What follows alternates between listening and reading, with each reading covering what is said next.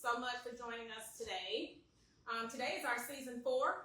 We're on episode number 4, and we're actually hosting our town hall meeting number 1, you guys, because we have more coming, and we'll be announcing those topics as time progresses. But today we have James Guillory, candidate for Texas State Representative for District 131. I also want to thank the Metis Community Center for having us here today.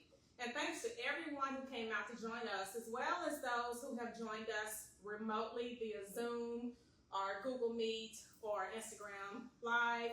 We just want to thank you for joining us today. Today we're going to cover, a number of topics we're going to cover throughout the next 5 or 6 weeks. But today's topic is the education crisis, you guys.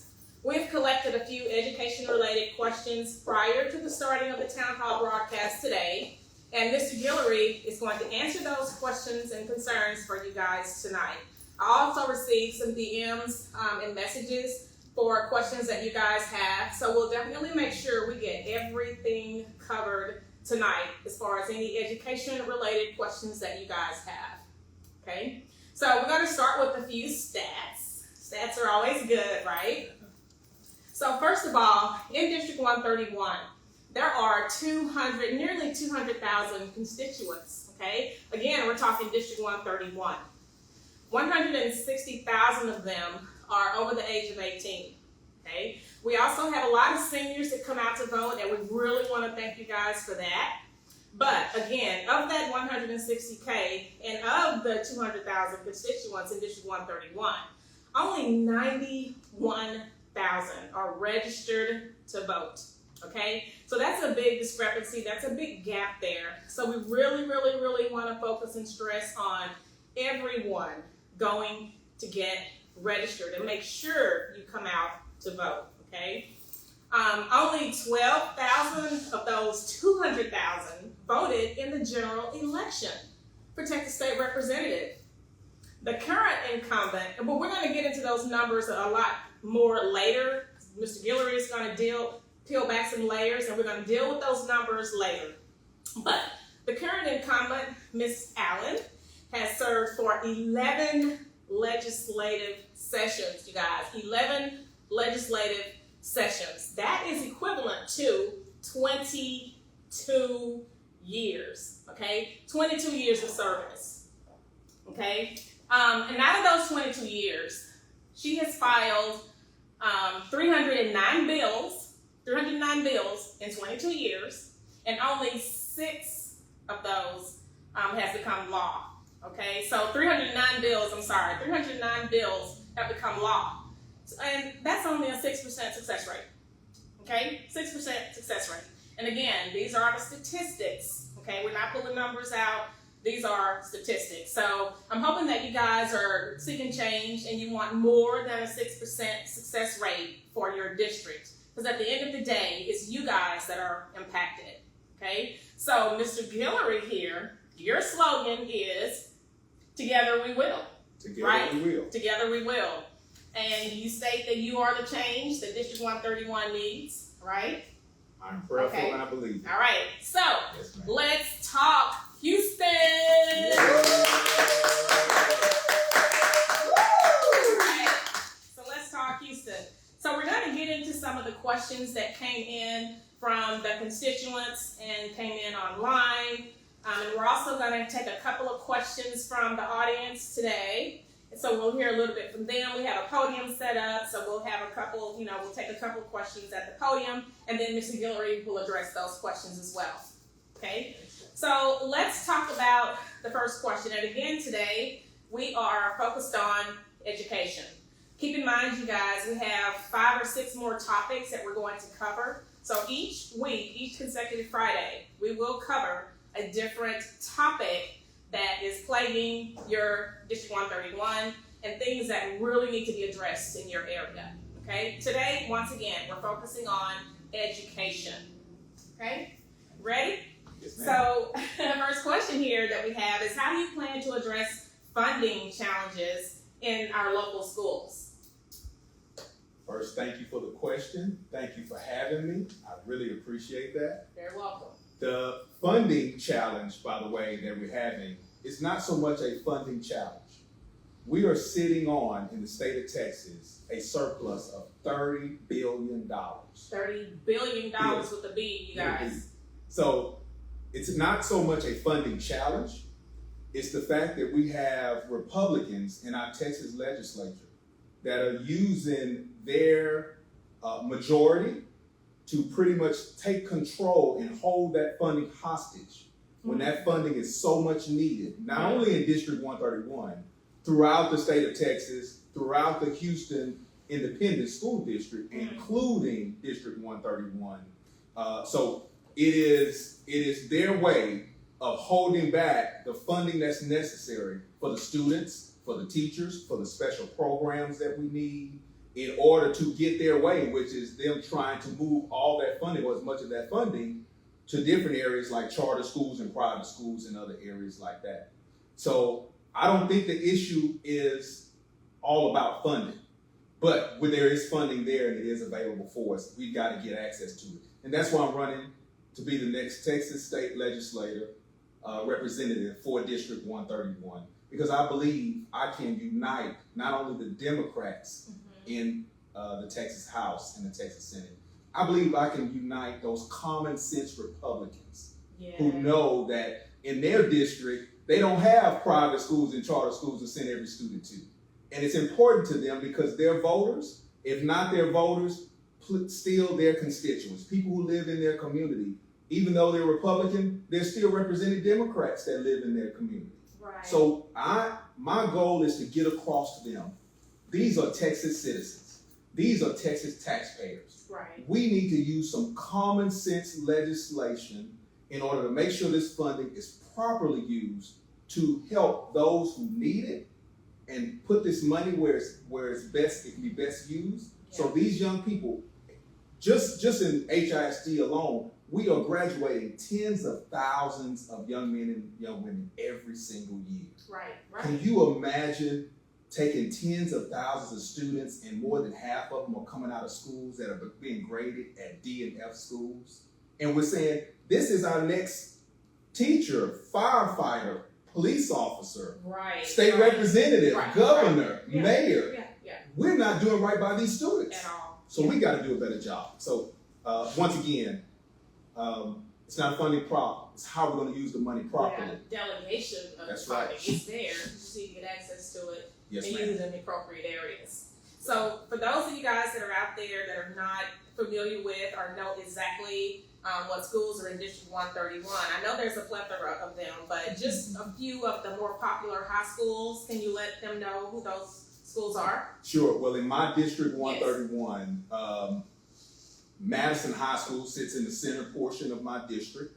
My district runs, if you just kind of take 288, kind of middle ground, east runs, you'll see Worthing and Sterling are zoned to the east sides of my district. The schools actually sit slightly outside of the borderline of a district that was drawn by state legislators. But I am committed to those schools because the constituents in my district on that east side are zoned to those schools. So those are the high schools there. On the west side of my district, as I said, Madison sits in the middle. West side, we also have Westbury and Sharpstown High School.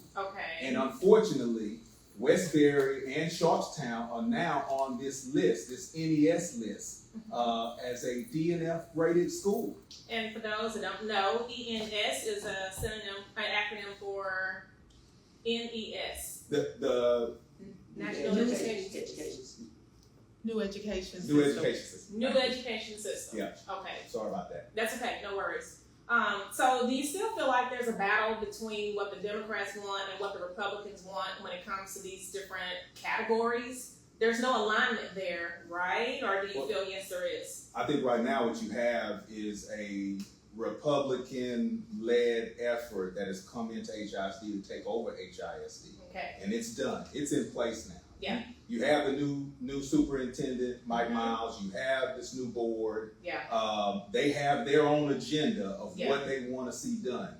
I was just at an event yesterday, and it was a collective of students from different high schools. These are high school students, and these students they become advocates.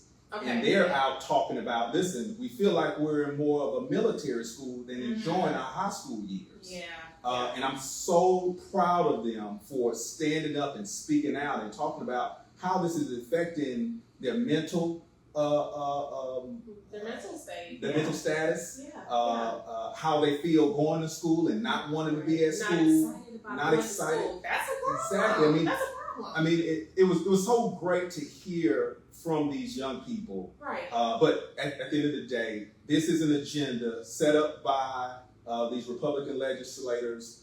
They put their people in place. And the reality is, we're going to have to deal with it for some time. Yeah. But it doesn't mean that we have to accept it forever.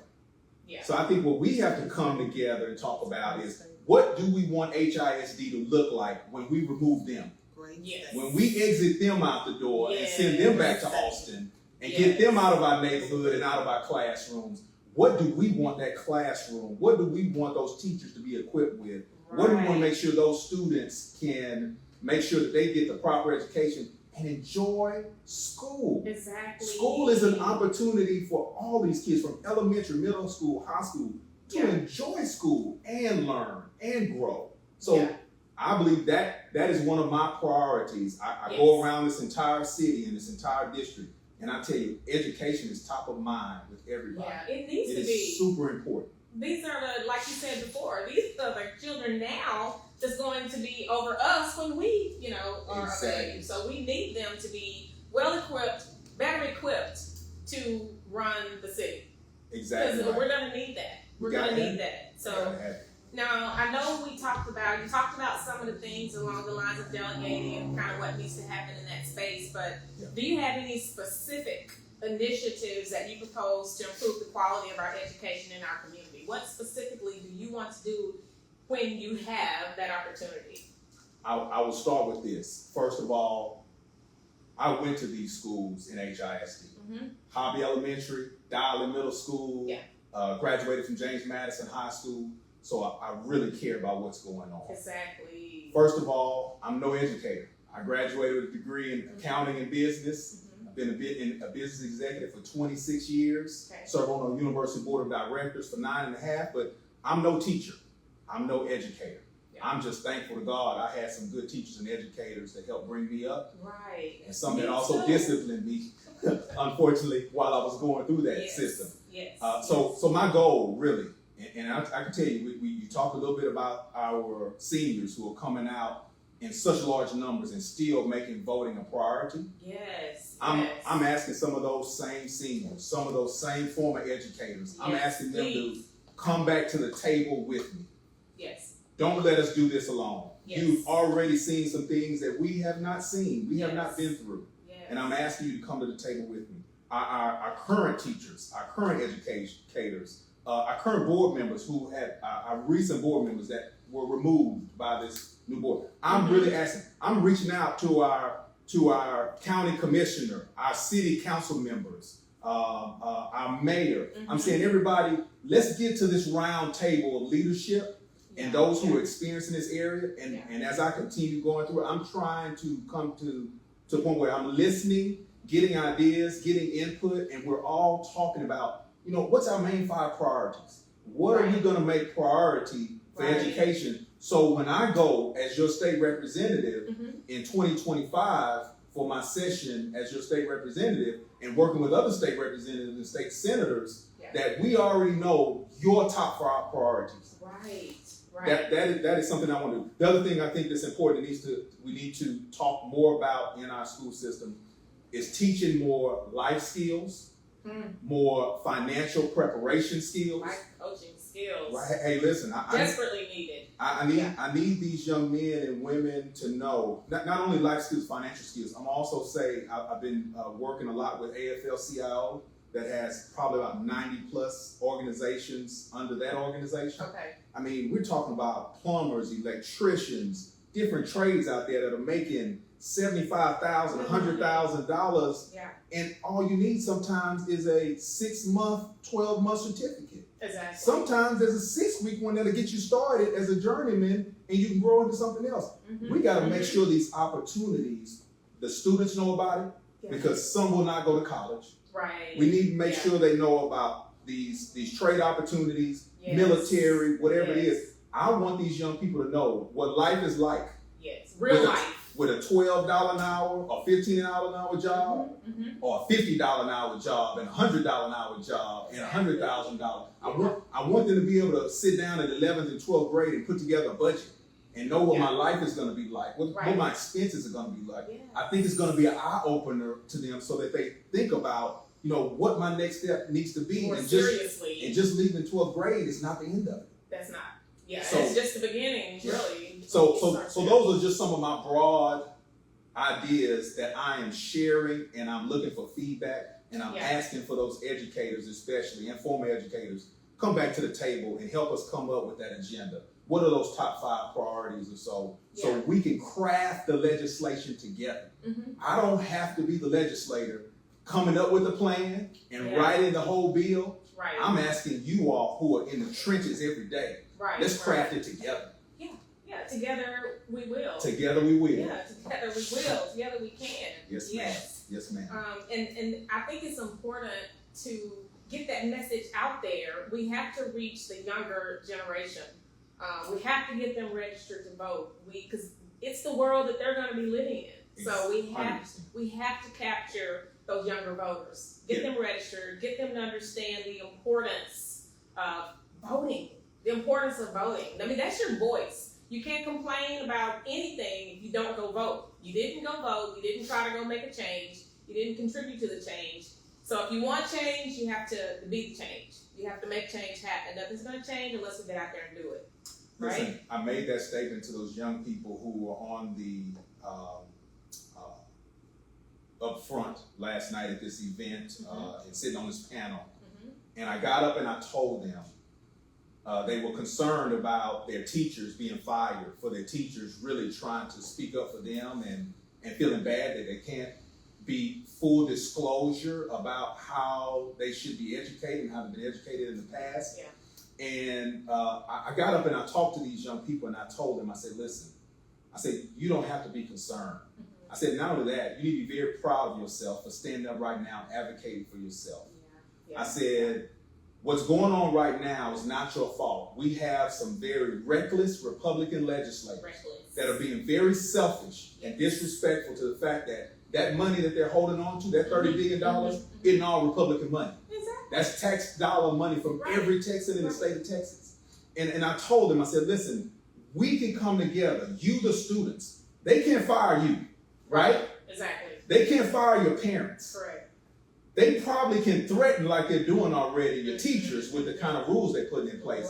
But we can look out for the teachers, because as students, as parents, as state legislators and advocators, they can't fire us. They cannot. So we can come together. And as I told them, and as you mentioned a little bit a while ago, we have less than 10% to 12% of our registered voters coming out and voting in our local, state legislative races. So I just told them, I said, can you imagine if we can turn that 10% to 50%?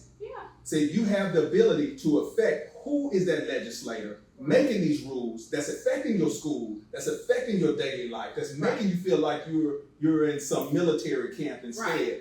I say your vote is the ability for us to start making some change. That's your voice. I really believe those students will join our campaign.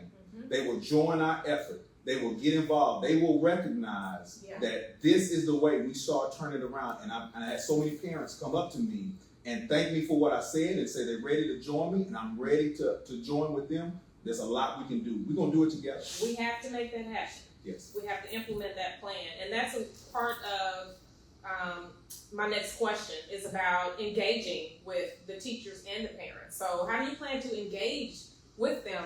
I know you said you spoke with some of the parents, but what is your overall plan to engage with the teachers and the students? And I know you said you went to an event, you talked to some students, but overall broad plan to ensure that their input is considered in the education policy decisions. Is there anything above and beyond talking with these individuals? Here's the overall plan. Right now, we have less than 30 days before the primary starts for this election. And give them those dates, by the way. Sure. The primary voting cycle will be February 20th to March 1st. So right around the corner, February 20th to March 1st. And then the final date of voting will be on March 5th. But early voting starts Feb 1? Early voting starts February 20th 20th. to March 1st. Okay. And then the final day of voting in the primary is March 5th. March 5th. I need you all to be involved with primary voting. I'm asking you, do not let someone else choose your candidate when it comes to the general election in November. We have 3 times as many people so of those 12,000 that come out and vote in the primary, we have about 36,000 that come out and vote in the general. By the time you come out and vote in the general, your candidate has already been chosen by only 10% to 12% of the voters. So we're telling everybody, be conscious of that date. I also want to mention another thing, because these legislators have changed the rules and the laws for mail-in ballot voting so much. League of Women Voters, on their website, they have such a great layout about how to handle your mail-in ballot, some of the do's and don'ts, some of the mistakes that have been made in the past. Okay. This is what they're suggesting right now. They are suggesting that make sure that your mail-in ballot application, you have to request a mail-in ballot application. You can go onto your Texas Voter Register's website and get it, but I'm recommending go to League of Women Voters website about the mail-in ballot, and they have a link. Plus, they have a lot of suggestions and great ideas. I love it so much. So they are recommending, though, that everybody gets their application requested by February 5th.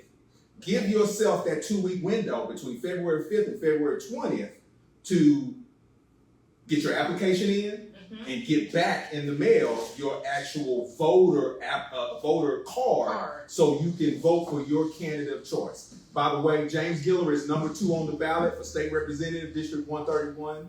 I really want you all to focus and make sure you come out and vote in the primary. Let me go back to your original question, and that is, what things do we plan to do? And I was started with, we have a small amount of time to finish with this election. I have to get through this primary.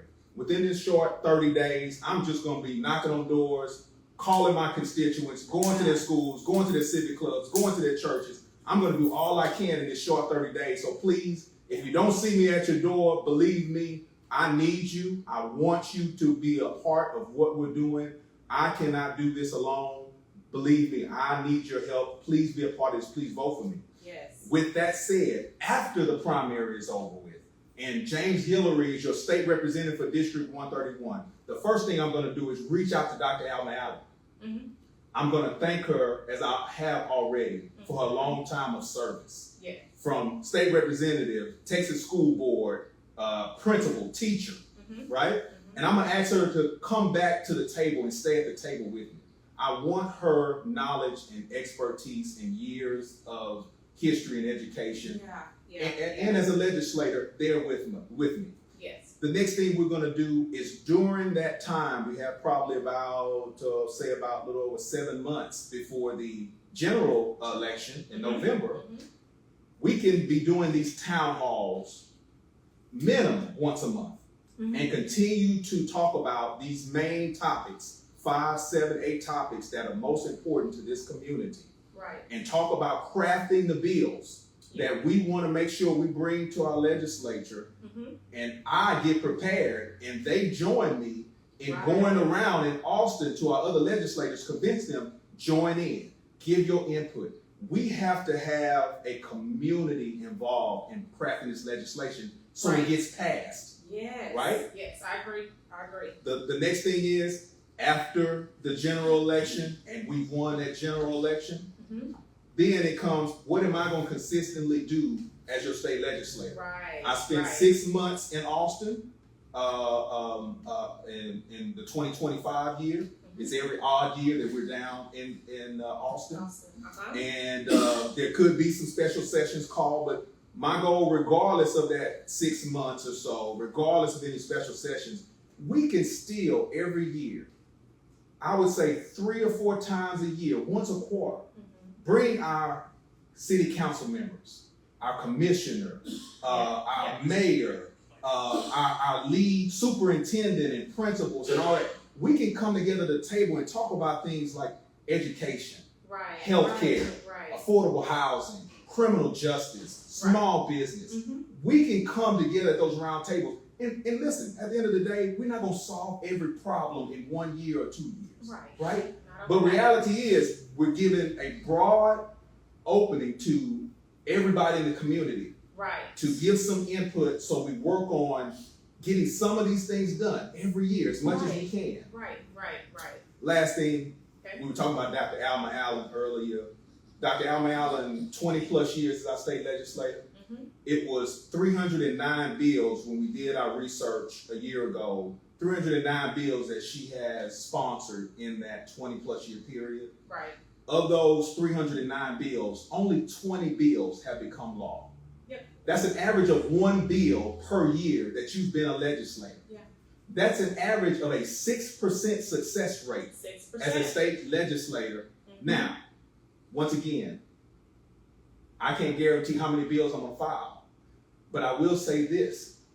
Every solution to the problems we have in our community is not solved by a bill and a law. It's going to take us as the community, as the parents, as the taxpayers, as the citizens, as the students, as the small business owners. It's going to take us to do some things within our community that Austin is not going to do for us. These legislators are not going to do for us. And I'm asking people, give me a chance to serve as your state legislator. Because if I can't get the opportunity to start as your state legislator, I can't get the opportunity to go to another level to help you at even a higher level. And I can't get the experience in that level to help you at an even higher level. So I'm asking even our senior legislators, our senior politicians, allow the next generation to give some new ideas, new energy, their effort, support them. We need to support a succession plan of leadership and make sure that we are lifting up that next generation to lead, give ideas that are implemented on their children that are currently in school. We need an opportunity to do that. So I'm asking you all, please support me. Please support my candidacy. Please support this effort. Please give me your suggestions. I know we can do a lot better on education than we ever done. Again, to reinforce what you said, it takes a team together. You have to do these things together. Yes. You got to have that support, 100%. that support system. Let's talk a little bit about standardized testing. Can you share your stance on standardized testing and any standardized testing reforms that you support? I really think that is one I would have to come to the table with the current educators and students and parents.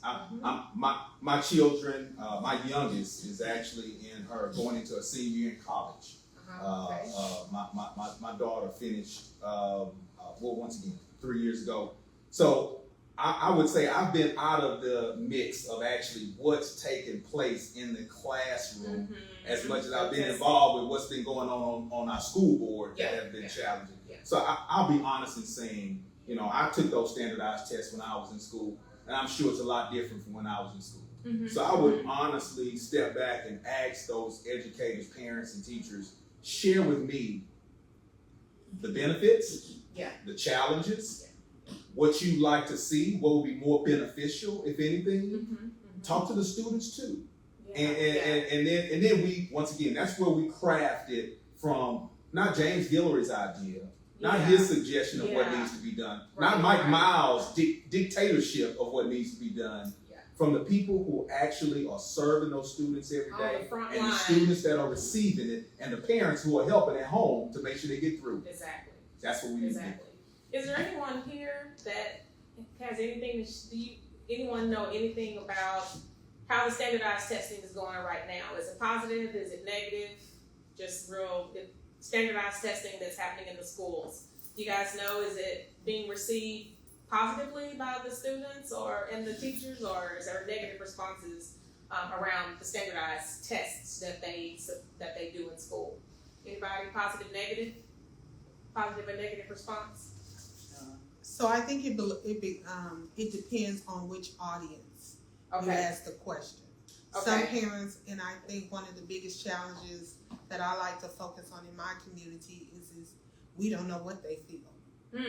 because we're not having a lot of conversation around those concerns. Conversations. Okay. So, I've been working with a group, and we're looking forward to get some more opinions of what our families are thinking about everything. Okay. Not just testing, but the new NES system, the way schools are being ran, their leadership, their level of understanding their children are receiving, whether NES aligned, NES, or regular education. Okay. So that's something that you need to have, like you said, you come to the table, have some communications around standardized testing. I think there's so many new things being brought out. I mean, monthly, if not weekly, right now. You know, we're just getting inundated with changes and cuts and things of that nature. So I really think it's gonna take some time for those who are in the trenches, like the teachers and students and parents, to experience it, to find out what they like or dislike. And I know they've already found quite a bit they already dislike, as well as the students. But like I said, we don't have to accept this forever. This does not have to stay this way. We can change this, but we got to come up with what we want the change to look like. And we have to be ready to do the work we need to do to make sure the change is successful. Right. Yes. Okay, next question. I just wanted to piggyback on what Mr. Guillory said about what do we want? How will this look after? We know that our board of managers, they're temporary. Our superintendent is temporary. And I said this at the first board meeting. We have had a lot of temporary labels put on our schools, whether it be 180. I mean, you just think of different things that we've had. The problem is that sometimes those deliverance that we're looking for are not able to materialize in all our schools, right? It doesn't happen. It doesn't manifest in all of our schools. And so what one group of families may be receiving because of the parental involvement, their community involvement, it might really be happening. So they really might feel like they're having success in NES Align, or just a regular education. But I know for the sake of the community I live in, District K, the Madison feeder pattern, I think we have been the playground for training people. And so we have a big turnover in leadership in our area, and it is affecting our children. And people don't like to hear. Some people don't like to hear me say that. I said the one thing I would like to say to all of our children as they hear all of this: you sure are resilient. You're resilient. You're a great group of children because despite that, we know that we're still having some success. Even though we would like to see more, we are having some success with our students. A lot of change going on, a lot of turnover. Yeah, that does impact the kids and their learning experience. I totally agree with that. We have to come to a point where we're being more efficient while being effective. Because if we're fighting for a year or two to solve problems where students are coming out, that's just a summary of what you just said. The students are leaving, the parents are leaving with the students, they're going on to college or they're going on with their life in a different career. That problem never got resolved. Now you have a new group that's come from 9th grade or from junior high now to high school. The problem is still there. That same parent or same student that was advocating is now gone. But the problem is still there festering. We got to get better at being more efficient. We got to stop fighting one another as Democrats. We got to stop fighting one another as parents and neighbors, church members, civic club members. We got to stop fighting and start talking about, listen, what's most important? How can we make sure this child is the best educated child they can be? And get them to the level wherever they choose to go to and to the height wherever they choose to get to. We got to stop fighting one another. Keep it simple. Get the basics done. Be efficient. Be effective. Let's move on. There are too many things for us to tackle. Too many. And it's all about the students and the kids and the teachers. Yes, ma'am. What I was looking at is Madison High School. They've had 5 principals in the last 6 years. 5 principals in the last 6 years. At one high school. That's right. What? We just got one in, what was that, Sean? November? Right in the middle. The lady quit before Thanksgiving. She came in September, August, and then she's gone before Thanksgiving. So we're on our 5th principal. since 18. And I just feel that the kids, I know Sean said they're resilient, but you have this principal that comes in and he or she has her plan or his plan. Then you have this principal comes in, like the guy told us, and he really offended me when he said, what did he say about if you don't believe, you can leave. Oh, really? Really? Yeah. Well, what he said, to be exact, he said, if you don't believe that Madison will be a prominent, am I saying the right word? Yeah. A prestigious Prestigious. high school, Yeah. you can leave. And so but let me share what I shared with him. I was going to be politically correct in this meeting. Thank you. I waited till after, and I shared with him. I said, to share leave is the learned behavior. That's learned behavior. These people don't have a problem leaving. That's part of the problem. Yeah. He said, but he told me he didn't mean it to the children nor the community. So Oh, really? he said who he was speaking to. Okay. Because I asked him. Okay. I asked him because I didn't think that was a kind statement to make, It because was. I said it was learned behavior. That people don't have any problem. Children don't have any problem coming to the door with the wrong stuff on you saying leave. Bye. Yeah. Right. Well, let's talk to that. How do you plan, speaking of the teachers that's there having to deal with the revolving door of all the changing staff, new rules, new plan, new people, the parents, the teachers, the students, they all have to deal with that. Yeah. How do you plan to help and make sure the teachers, let's talk with the teachers, have the proper resources and mental resources also that they need to help them deal with everything that's happening in the classroom every day? Because one quick thing, I did a segment on teachers in crisis, and I had one lady came forward and she was afraid to lose her job, didn't want to be recognized, so she came to my show in full disguise.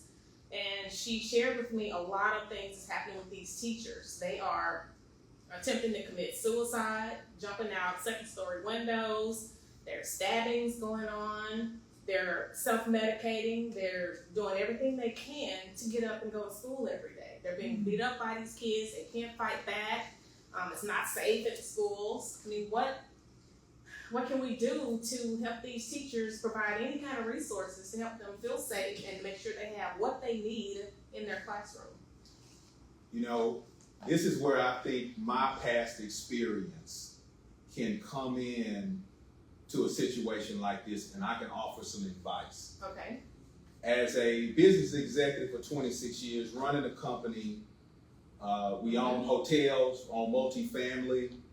You know, one of the things that I say to my staff, those managers and those employees, I take for my hotel from the person who's the sales manager or general manager, to the person in the front desk, to the person who's serving breakfast every morning, to the person that's cleaning the rooms. Our most valuable asset in that business is the employee. Right. If I take care of that employee and make sure that employee is happy coming to work, is happy with the way they are being respected, treated, paid, all those good things, they're happy with the environment of their work environment and how they're being treated and those rules that are in place. Yeah. And they know they have a voice, that if those rules in place, they feel they're disrespectful or not addressing their concerns, that they literally can go past the general manager and call me on my cell phone, right? I think if we can take some of those ideas and strategies and policies and apply them properly, you will learn that the most important person at that school is that teacher.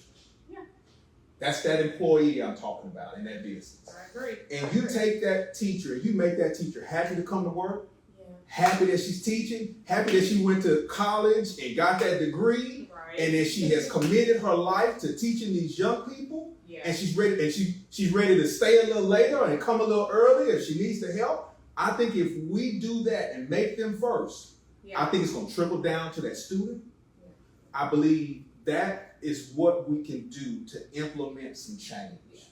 And I honestly, as I heard at that event last night, I believe these teachers feel so disrespected. They do. They're being demoted. I mean, literally, I know it's one of my neighbors on my civic club that was telling me that her daughter, who works for Madison High School, they eliminated her job, but instead of giving her a pink slip so she can get unemployment and find another job, they gave her a job that made her feel like a high-paid hall monitor, and it's just demoralizing, right? And it took her to the point where all she's doing now is trying to find another job, right? So this system that's set up, they are trying to do whatever they can to just, I would say, really put our teachers, our highest priority people, the people that we need to be taking care of the most, and they're not giving them the respect and attention that they need, so that they can do whatever they need in school. Mike Miles cannot teach hundreds of thousands of students. No. He cannot. Mike Miles cannot motivate hundreds of thousands of students. No. It takes that teacher in that classroom touching that student every day. So I think, for one, that is one of the things. I would be ready to work with our school district. I would be ready to work with Mike Miles. If he has to be in that position for a while, I'll be there to talk to Mike Miles about that. Well, someone needs to, because the teachers feel like they have no voice. They feel like they are being disrespected. They feel like they're being disrespected. They have no voice. There's nothing they can do to protect themselves in the case of two students fighting, or a student tries to fight them. They feel like they can't do anything. That's right. So there is no protection for the teachers. Totally agree. You want to come up a little bit so we can hear you? We're on this mic. Come up a little bit. From the fan. Oh, the fan. I'll cut it off. Yeah. You can stand right that's there. right. That's fine. That's good right there. We can hear you in these, and the mic can get you. Okay, your question, sir? I think I've heard all what you all have said, and I see the responsibility being put too much on the teachers and the administrators. What are the responsibility of the parents and the students? Yes. Because school cannot get better until the parents and the students themselves want to learn. Yeah, I did. Yes, Go ahead. go I'm right sorry. ahead. Okay. Great point. Very great point. Yeah, great point. We talk about the teachers, we talk about the students, but I've mentioned the parents many times. I'm a parent of students that have come through HISD. I am a student of HISD, a graduate of HISD. Thank God for my parents who made me do that homework, right? So you're right. I think, by the way, I don't know if you all know it, but of those 5 high schools that are in our district, only 2 of them have an active PTA. Now, that's just the high schools. I'm not talking about all the middle schools and the elementaries that might not have an active one. So you're right. One of my jobs, and one of the things you might not see from our existing state representative, Alma Allen, is how much is she outreaching to add new people to the voter rolls every year? How much is she reaching out to the community to get those parents together to talk about these D and F schools? By the way, how did we get to D and F schools in the first place if you are a 40+ year veteran as an educator? Right. How did we get here? But you're right. We gotta go to the parents. They are priority one. I want them to be in that position that I feel I've been in every day as a business executive for my business. Parent, you are the executive. I want that parent to be in that position to make sure we encourage that teacher, we support that teacher, we are available for them. Listen, if we can put time on social media, if we can put some time in going out to the restaurants with our girlfriends and guy friends on the weekends and the clubs, we can put some time in to be involved in our schools. And we're gonna promote it, we're gonna talk about it, we're gonna push it. I guarantee you're gonna see it from me. Yeah. We will not have D and F schools in District 131 with James Gilbert as state representative. Yeah. Yes, ma'am. Yes, I want to piggyback on what Mark, my husband, said. Okay. One of my, I'm an educator. Right? Remain an educator. I'm no longer I'm teaching in classroom, but I am an educator. And one of the things that has always been kind of perplexing to me is to have parents not I want to say the word legal, but their responsibility toward their school, their children, has to come down, not just this whimsical thing like I'm gonna show up. It has to be somehow mandated that parents attend meetings. Right. My parents were, you didn't have to, they wanted us to go, they wanted us to be, are they not getting the message that if they don't work on their end, I'm not saying there's not a lot teachers can do. Right. But when you have a child that comes in a classroom that's drowsy from having spent the whole night up, Right. that's a parental problem. Right. That's a parental problem. So I'm thinking that we should have something so we can rally these parents behind their students and supporting our schools. We must start at where the problem didn't start when it walked up through the door. The problem started at home. At home. That's what we need to look. I don't care if you have to get every minister, just start talking about how you can step up the effort toward helping your child and ultimately your school and ultimately your community. We've got to do something with these parents. We cannot let them out the hook. Yeah. I grew up poor, and I know what poor looks like. I grew up kind of middle class and then poor. My parents separated and everything just went down. Not to say it like that, but to hallmark that we can no longer let parents have carte blanche because they don't have. Yeah. I don't have that. They have a lot. Right. A lot more than you're getting. They can buy things, they get their hair done, they get their nails done. They can come up with their children. Someone has to make it. I don't know how you mandate parents coming to meetings, mandate parents making sure their children cut off those games, the devices at a reasonable time.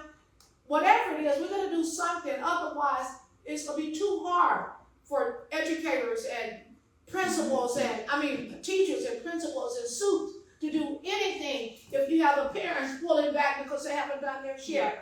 I believe charity, the love of God, starts at home. Yes, Love ma'am. your kid enough Thank to you. do something. Yes, ma'am. Thank you. That's Thank you. right. Thank you. That Great was one of advice. the questions that came in, an offside question, and I'm so glad you brought that up because it was all about the parents. And I was going to ask that question, but that was the question that I was going to ask about the parents are asking, the ones that do show up to the PTAs or they go up to the school when they get a phone call. I was talking to a teacher, and I had a lot of teachers that messaged me that said they send messages home, letters home to the parents. They call the parents, and they said majority of the parents do not answer the phone. They do not respond. They do not sign a letter to come to school about a meeting. They cannot find the parent anywhere, and those are the students that they said were coming to school.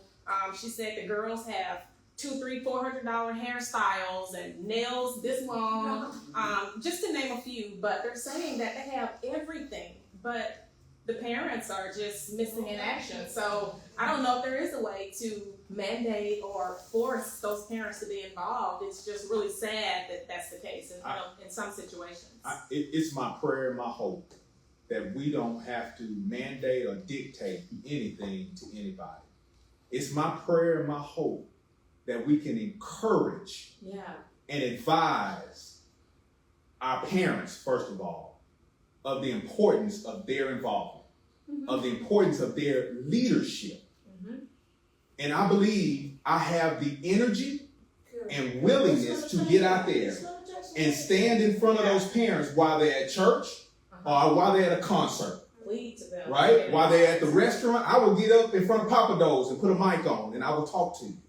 Okay? So, and I'm asking you to elect and select a state representative that's willing to speak up respectfully, but also go where the parents are, go where the problems are, go to the students and bring the police officers with you and the firefighters with you into the school so we can talk about what life looks like with a record. What challenges you're going to face if you make these mistakes. That's real. I think we can do so much in advance, especially in our middle schools and our high school, these students, long before they get to the point to where we're incarcerating them. there's so much we can do. I know it's gonna be a big job. Yeah. I know it's not. Yeah. Believe me, don't think I'm not fooled that this ain't a tall mountain to climb. I'm not doubting that. Yeah. But I want you to know who you have running for state representative. I have climbed some mountains. Yes. Yeah. I have failed in a number of areas trying to reach my goals too. Thank God I have, and I really believe that it was those lessons and those experiences that have given me the confidence that I can encourage others that these problems we have, there's options to resolve them. We're gonna come together as a group and as a community, which options we're gonna select, and we're gonna implement that option. And guess what? If that option we selected doesn't work out like we hoped it would, we're gonna come back to the table. We're going to come up with another 2 or 3 options, and we're going to go back and implement. But the thing is, we're not going to give up. We're not going to stop trying. And we got to encourage our voters. We got to encourage our constituents, our parents. This is a part of life. Right. The challenges, the problems are a part of life. And right now, they're at your doorstep. This reckless Republican legislation is at your doorstep. This money that's going out of your household, that should not be going out of your household unnecessarily, it can come to a halt. Listen, you parents are spending money. You're putting your children in basketball, volleyball, soccer, football. You're spending money at Academy and Dick's Sporting Goods and all these things. Listen, we don't have to do it all ourselves. There are companies out there that would love to support our positive efforts of doing great things in our schools. I'm going to get them. It's not just going to be us. It's going to be the people that we also support, the companies and businesses that we also support, that we're going to ask to have them give back. Because when those children are doing better, when they perform better and get better jobs, what are they going to do? They're going to have a stronger income to build nicer houses in the community. They're going to have a stronger income to buy the nicer cars, to spend more money at those same stores for now their children. It's a cycle that can be beneficial to so many. Well, let's talk about the partnerships. Do you have any specific programs or partnerships that you envision implementing that can enhance our vocational or technical programs at the school? What do you see happening? I think the partner. Listen, I believe there's so many pieces of low-hanging fruit that already exist out there. That's right. I think I mentioned earlier AFL-CIO. I went to an event probably only 2 or 3 weeks ago, and I didn't know myself that there were 90 plus organizations and trades and teacher organizations and all these things under AFL-CIO's umbrella. And that's just one group. You think about the hundreds of other groups that there are other careers under. So I think when you talk about partnerships, I think it really is being strategic enough to say, here is some good opportunities that exist right now. Some opportunities, by the way, that will be available for these young people coming out of school with the way technology is affecting their jobs differently from the way it affected mine or our seniors, whatever it is. So I think we make sure we bring those things into our school, into our circle of discussion. So we take those programs and options and ideas. We got students sitting in homeroom for an hour. Do you know how much we could talk about life skills, financial skills, career building, preparation? There are so many things we can do. So once again, I'm willing to go talk to the Mike Miles of the world. I'm willing to go sit down and say, listen, I understand you probably have to do what you believe you have to do. But in also doing that, here's some things that our community really needs to see. We got to find a way to implement some of these things right now because we have the time, we got the funding. The funding is there. It's there. It's about the delegation of we got to make sure it's that's right. We got to make sure it's used properly.